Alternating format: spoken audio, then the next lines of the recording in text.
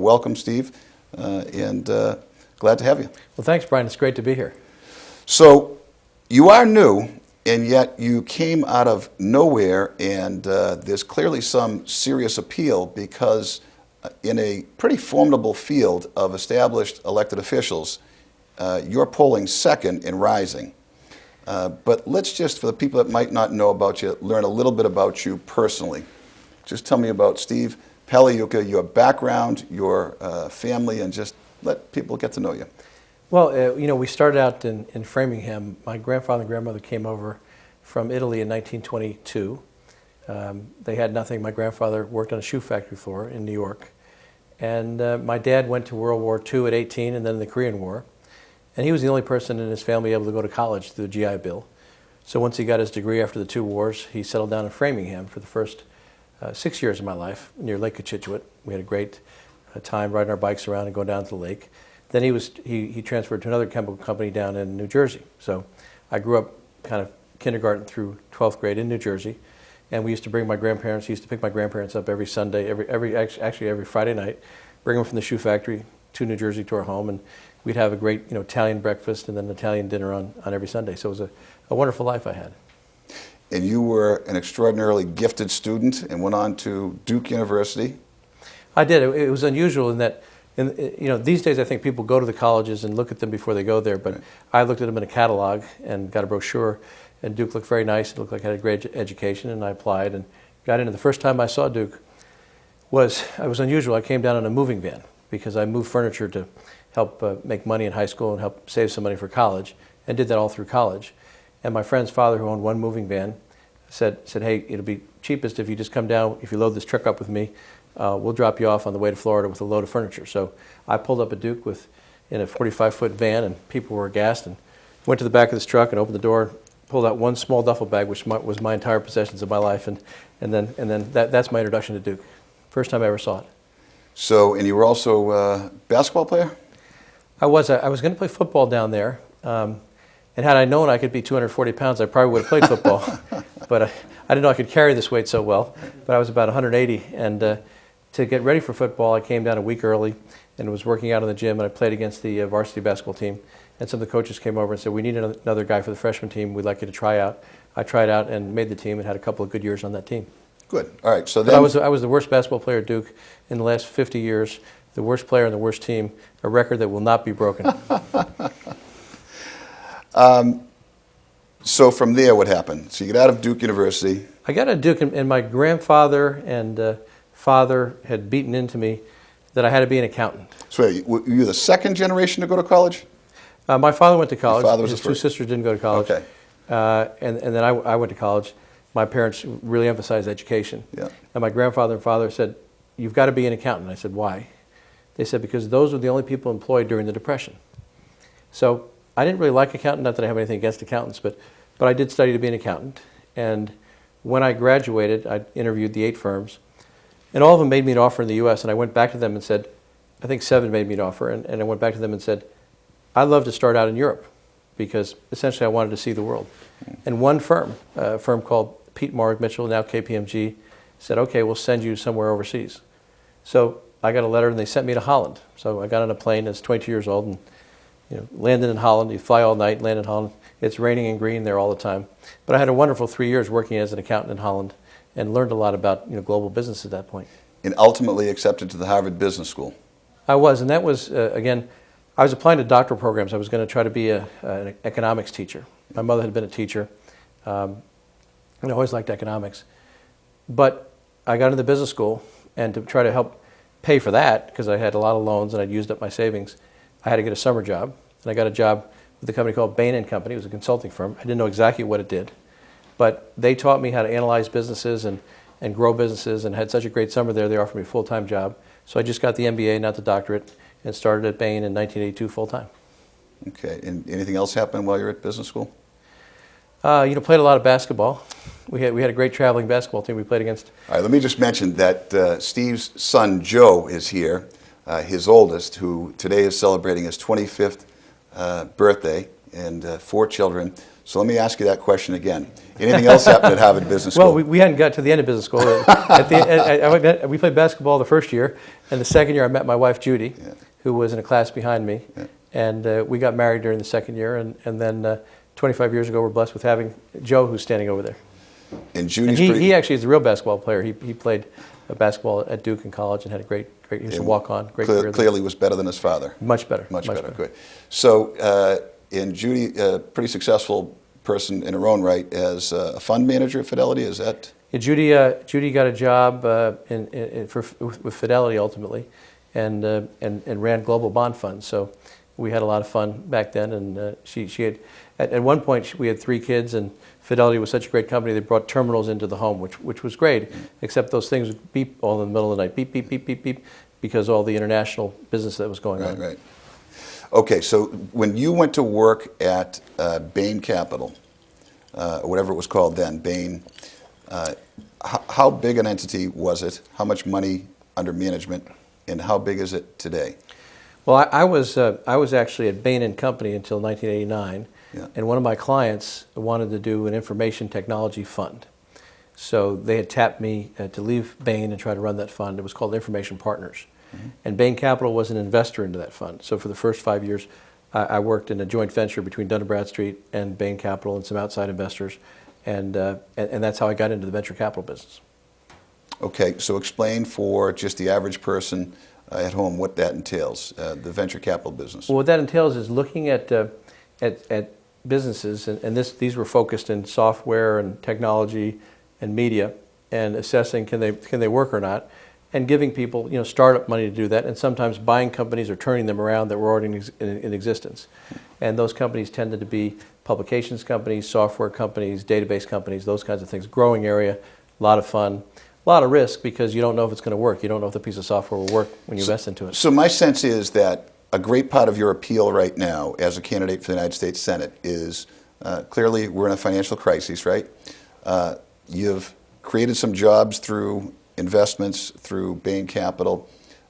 We're doing this fireside chat, and that might remind you of FDR, but really I think of Tip O'Neill, who said the number 1, number 2, and number 3 most important things in politics are jobs, jobs, jobs. So let's talk a little bit about how that business experience might help create jobs, which are so desperately needed in our economy throughout Massachusetts. Well, I think Tip is exactly right. Jobs are fundamental to the economy. Jobs are the only thing that will get us out of this recession. We're running huge deficits. It took us 200 years to build up a $1 trillion national debt. If you remember, Brian, the national debt crossed $1 trillion in 1982, and that was a big deal. So it took about close to over 200 years to build that up. Right now, we're running $1.5 trillion per year. Wow. And the national debt in total is greater than $12 trillion. Wow. So in the last 25 years, we built a very big national debt up, and we're running at a very high rate. Now, if you study the last 6 recessions, most of the payback comes from job creation and job growth. The deficit's so large, you really can't, there's not enough taxes to even get back to even, so you've got to grow jobs. That's the most important thing. And in Massachusetts, we have about 320,000 people unemployed. That's the most in the last 3 decades. So Tip was clearly right. Right now in Massachusetts, there's a job crisis. It's about jobs, jobs, jobs.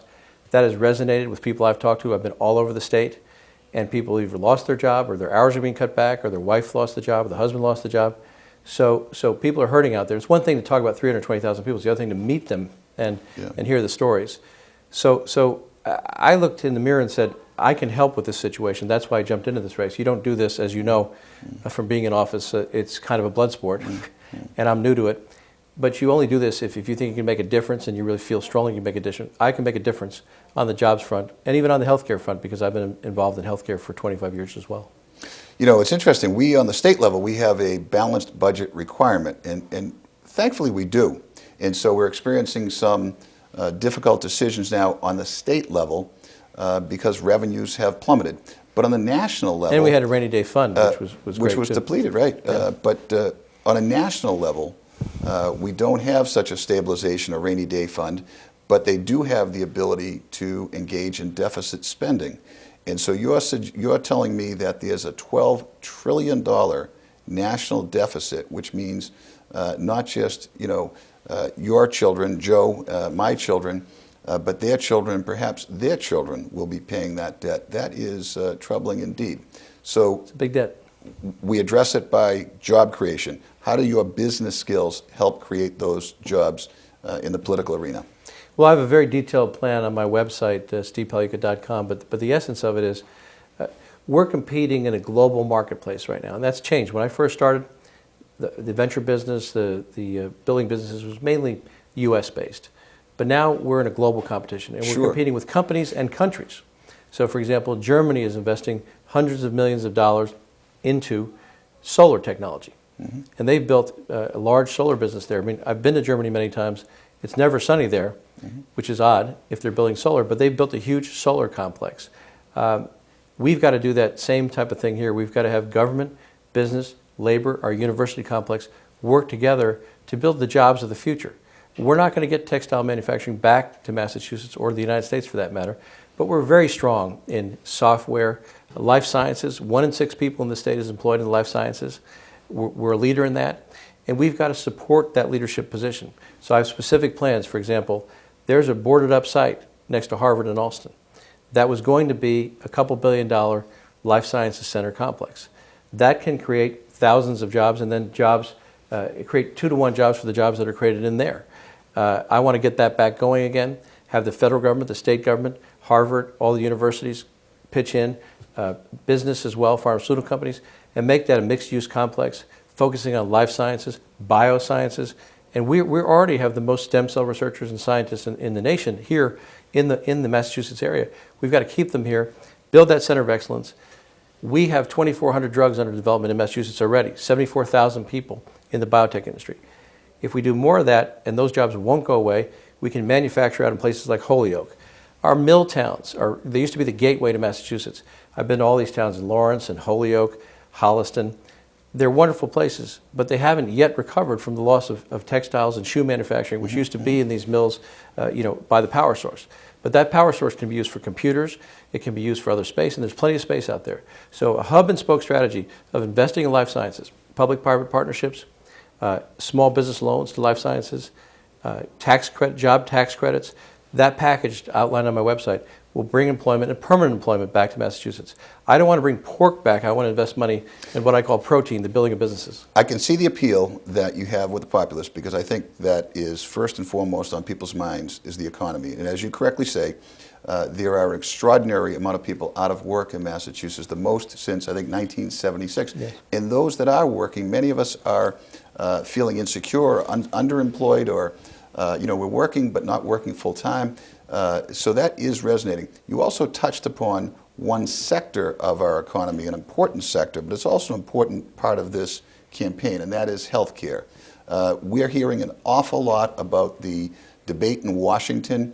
It's funny, I think Harry Truman, when he left office, was asked his greatest regret, and he said it was that he didn't pass a national health care plan. And I think a lot of people, Democrats and even Republicans, Richard Nixon, have tried since then. We are precariously close now to a plan, not perfect, but a plan, whether it's the House plan or the Senate plan in Washington. Tell me about that, your thoughts, and how would you contrast yourself with the other candidates for Senate? Well, I've come out publicly and strongly saying that we have to have universal health coverage in America.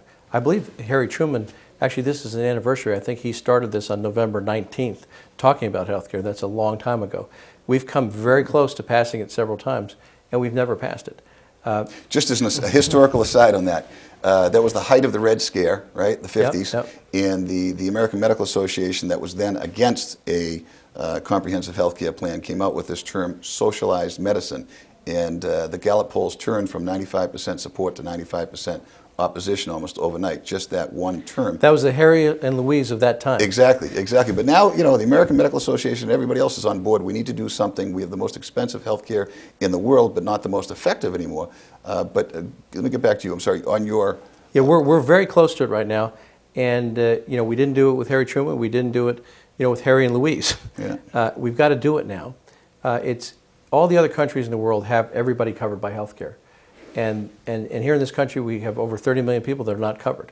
And I've talked to those people. and they're terrible stories. So I think it's a right to have health care. It should be a right in America. We're very close to doing it, and I don't think we should get it bollocksed up with politics. And right now, the bill is going to be stalled by the Stupak Amendment. I'm pro-choice. I'm not for the Stupak Amendment, which bans federal funding of abortions. But I believe there's 36 million people out there that need health care. So this is a health care bill, and we've got to pass this health care bill. And we'll try to reverse Stupak in the Senate right now. But if it doesn't get reversed, I think we still have to pass the bill and then wake up the next day and try to get it reversed. So to me, this is an issue of a moment in time where we finally can pass health care. We need to do it. So I think that's the president's position, I think. That's Nancy Pelosi's, the president's position. And so the suggestion is... Ted Kennedy Jr., Patrick Kennedy, and it was Ted Kennedy's himself position.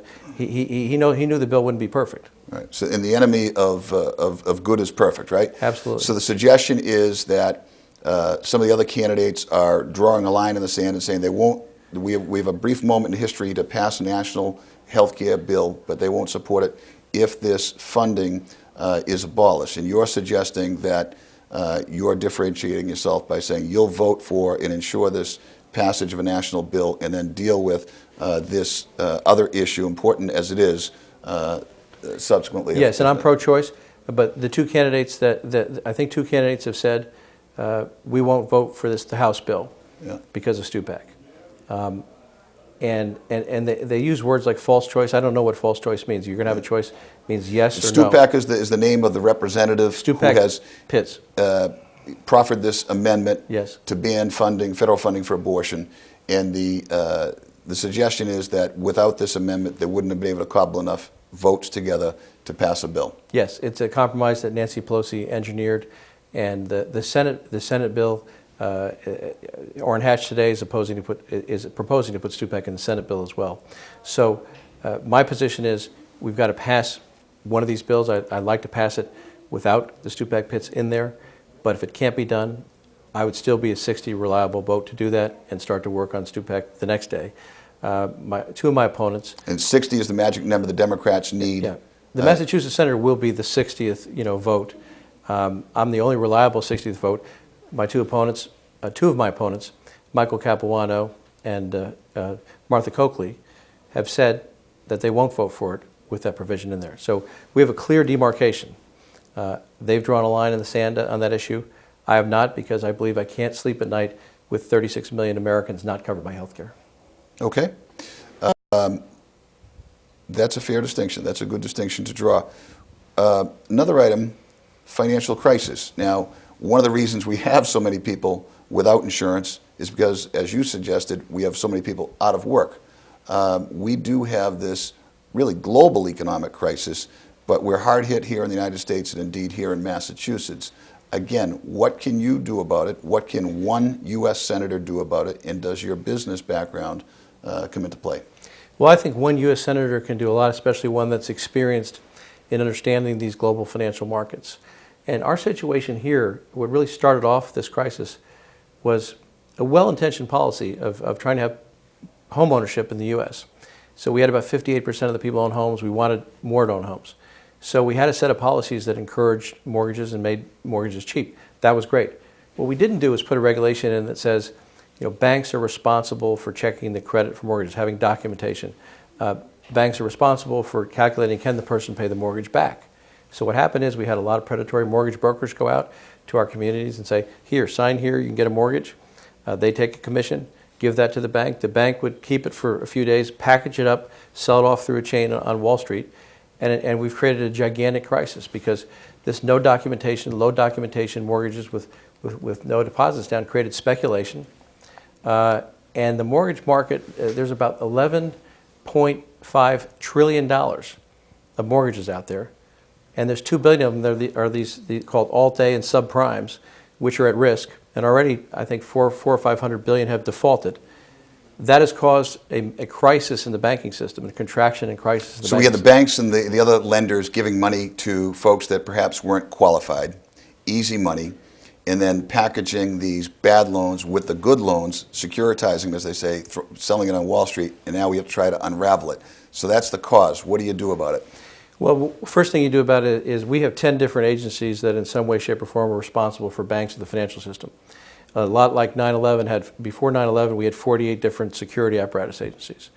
To me, when you have different people with overlapping responsibilities, you don't get accountability. So my plan calls for a central regulator that ties this all together, number one. Number two, that regulator will have the power to say, if you're a company like AIG and you have a division that is doing credit default swaps, which is essentially guaranteeing loans, that company was not required to have a capital base to do it. All right, time out for a second, because this could differentiate you clearly from other elected officials. How many folks in the U.S. Senate do you think understand credit default swaps? How many folks understand, perhaps they understand that now because it's been called to the fore, but I guess these financial instruments that are so important to our economy, like you, is that? Yeah, it's not common in the Senate, and these instruments are simpler than they sound. What a credit default swap is essentially insurance. Somebody can buy insurance to guarantee a loan. So when you're guaranteeing a loan, it's almost like getting the loan yourself. So they let these companies guarantee loans, billions of dollars of loans, but without any cushion, without any capital that if the loans went bad that they could pay them back themselves. So we've got to put something called capital adequacy in and have this central regulator say, if you're loaning money, if you quack like a bank and act like a bank, you have to have a capital cushion. And that regulator would have the power to do that. So I'd unite these agencies, have a central regulator, and what they haven't talked about is this is not only a national program. And Martha Coakley has a program, but it's a state-based program. You can't have a state-based program because if our state has great sets of laws about documentation and the financial system, if the state next to us doesn't, or if Nevada doesn't, these companies will move to those states and cause us to go down. We also have federally chartered banks that, frankly, we don't have a lot of authority over here. Absolutely. In the state. It has to be a national program, a tough national program. Then on top of that, it has to be a global program because that central regulator will sit on something called the G20 Stability Board, which has just been set up in the last G20 meeting, the meeting of all the industrialized countries. Because all the countries have realized now that we are a global economy. And for example, banking system, the Bank of Iceland set up several branches, lots of branches in England. They had high interest rates. People put their money in the bank. Firemen, pension funds put it in the bank to get higher interest rates. The money went back to Iceland. They lost all the money in credit default swaps and risky instruments. Now what happens, there's no money in England for those people, and the government says, we can't have that. So now we have to guarantee the debts, guarantee the savings of these people. So now the government is filling in that money, and they're paying back Iceland. We could have the same thing happen. We have Bank of Malaysia in here, Bank of China. If those banks aren't capitalized correctly, they could take our money, and then we're going to be stuck paying the bill. So we need a central, systemic, federal regulator to look at this problem globally and look at it nationally. And I have a detailed plan on my website that talks about the steps to do that and how that get organized. It's critical we do this. I can't believe we haven't done it already. This happened 12, 13 months ago. After 9/11, we reacted quickly.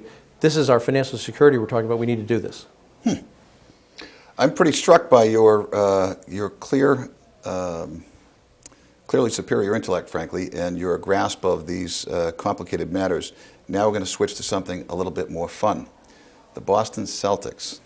Now, my children play hockey. They're not convinced that basketball is even a sport because they grew up in an era when the Celtics were not doing so well. It wasn't like, when we were young and they were winning championships, you took a franchise that wasn't doing so well, and my gosh, we're doing pretty well.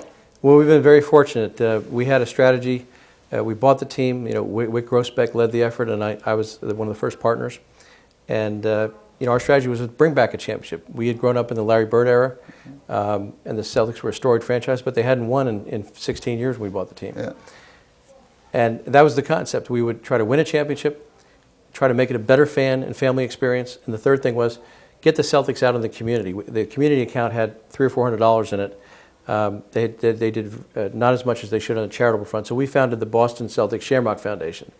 So we knew we could do the second two things. We knew we could make it a better fan experience, and we knew we could really make it an impact in the community. The championship was a hard part, and we were fortunate. We had a 5-year plan to try to get a championship. We started out with getting Danny Ainge and a strategy of drafting young players who we thought were undervalued. Yeah. We traded those young players for people like Kevin Garnett and Ray Allen, and we kept Paul Pierce.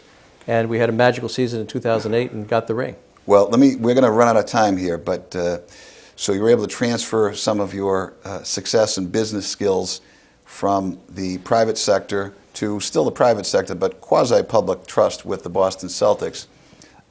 What's your strategy now? Election day, December 8th, I think, is the primary. Yep. What's your strategy to bring the championship home for you on December 8th? How do you get there? Well, first, by the way, again, I want to recap. You've come out of nowhere, and right now I think you're second on the polls. I am. So that's pretty impressive. You know, first of all, I think just like the Celtics, the championship is going to be for the people of Massachusetts and not me. I think that we've got to get jobs back here, and when I go around the state, that message resonates. That's why I'm second. We've got to fix health care and get everybody covered. That's why I'm second. We've got to fix the financial system. That's why I'm second, because when I talk to people, they realize this is a skill that's needed. We have 2/3 of the people in Congress are lawyers or career politicians, don't have a lot of experience in the global economy. People are smart in Massachusetts. They hear that message. It's resonating.